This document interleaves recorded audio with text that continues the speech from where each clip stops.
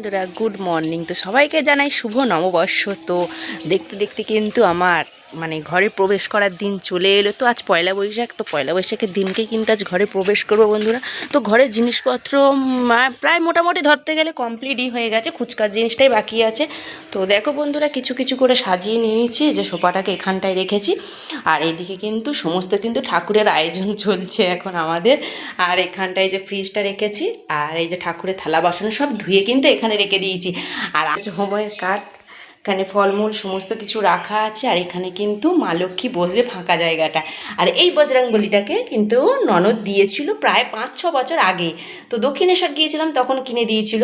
তো তখনকার থেকেই তুলে রেখেছিলাম। তো আজ ঘরে বাঁধলাম, ঠাকুরকে বসালাম আসনে। আর এই যে নৈহাটির বড় মা, তো জয় বড় মা, সবাইকে জানাই শুভ নববর্ষ, আর সবাইকে জানাই জয় বড় মা। তো বড় মাকে গেছিলাম, বড় মার দর্শনে তা গেছিলাম, বড় মাকে বাড়িতে কি আনবো না, সেই জন্য কিন্তু আজও কিন্তু ওনাকে আমি এখানে প্রতিষ্ঠা করব। তো দেখো ঠাকুর ঘরটা এইভাবে একটু সাজিয়েছি। তো কেমন লাগছে অবশ্যই কিন্তু তোমরা কমেন্ট করে জানিও। এখানে সমস্ত কিন্তু জোগাড় করা হয়ে গেছে।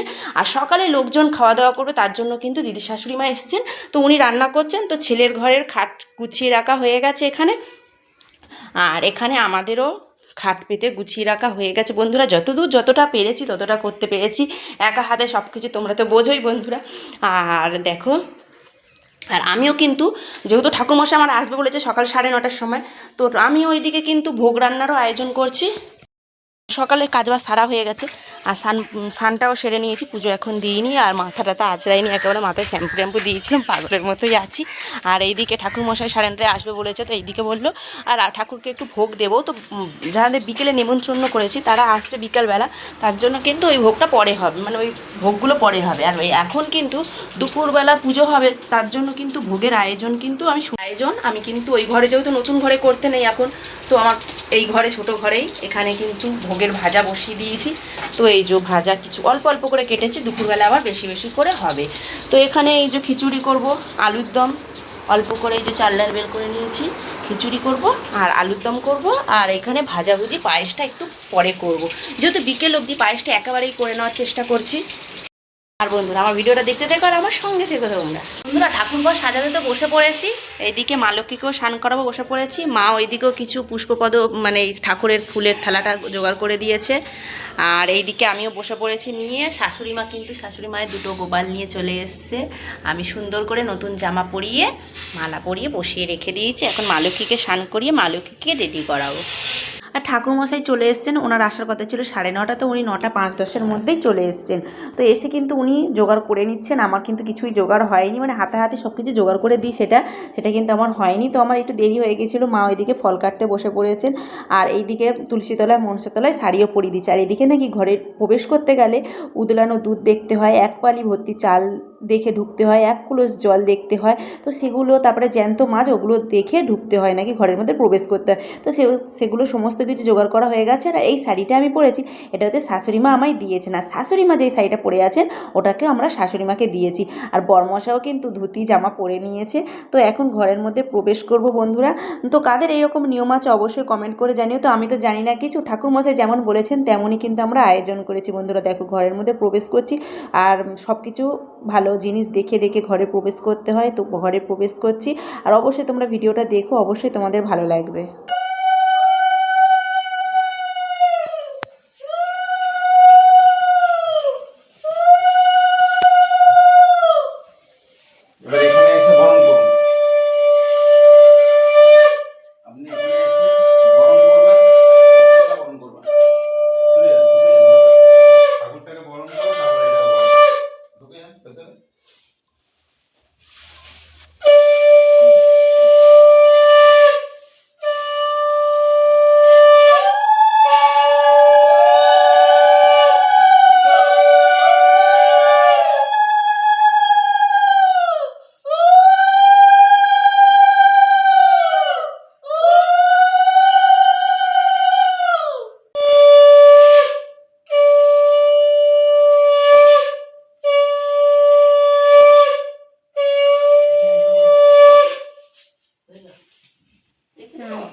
এবারে আপনি এদিকে সরিয়ে নিয়ে চলে আসুন, এখানে সরিয়ে নিয়ে আসুন। এবার দাদা বসুন, আপনি এদিকে রেখে আচ্ছা দেখুন, নমস্তে বিষ্ণু, নমস্তে বিষ্ণু, নমস্তে বিষ্ণু। বলুন নমস্তে বিষ্ণু, নমস্তে বিষ্ণু, নমস্তে বিষ্ণু। দাঁড়ান, ওই দিকটা ফেলুন, এই দিকটা ফেলুন, এই দিকে ফেলুন, এদিকে এই সাইডে ফেলুন। এখানে আবার ফেলুন। দু হাত ধুয়ে নিন, দু হাত ধুয়ে নিন। হ্যাঁ, মুছে নেন। হ্যাঁ, ব্যাস। এবার দেখুন, কোথায় নিয়ে এসছে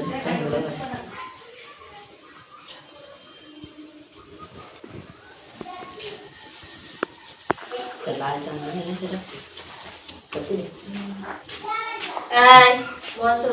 বলুন জলে হাত দিয়ে নম, এই জলটা।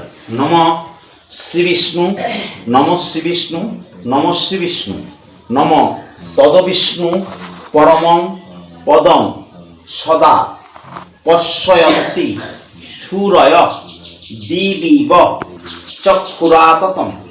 নম নম অপবিত্র, আপনাকে হোমের সময় প্রয়োজন হবে। অপবিত্র পবিত্র বা সর্ব অবস্থান গত বিবাহ যশ্বরে পুণ্ডরী কাক্ষং সবাজ্য অভ্যন্তর সূচি।